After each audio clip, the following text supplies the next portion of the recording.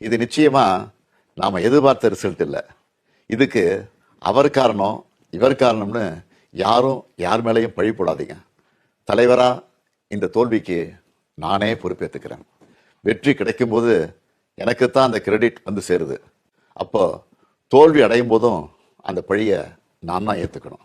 அதுதான் ஒரு நல்ல தலைவருக்கான இலக்கணம். சரி, தோத்துட்டோம், அதுக்கு நான் அதையே நினச்சிக்கிட்டு முடங்கிட மாட்டேன்.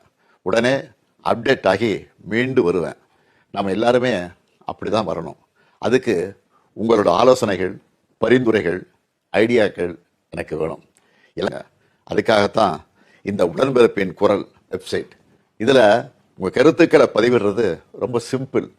உங்கள் வாய்ஸ்லேயே பேசி கருத்துக்களை சொன்னீங்கன்னா அதுவே டைப் ஆகிடும். நேரடியாக நீங்களே டைப் பண்ணியும் சொல்லலாம். இல்லைன்னா நீங்கள் பேப்பரில் எழுதி அந்த ஃபோட்டோவை அப்லோட் பண்ணலாம், டாக்குமெண்ட்டாக அனுப்பலாம்.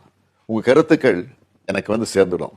அதையெல்லாம் படித்து பரிசீலித்து நம்ம அடுத்த கட்ட நடவடிக்கையை வடிவமைக்க போகிறேன்.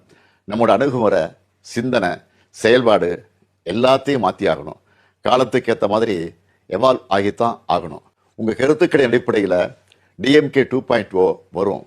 கட்சியோட எல்லா லெவல்லையும் தேவையான மாற்றங்களை செய்ய போகிறேன்.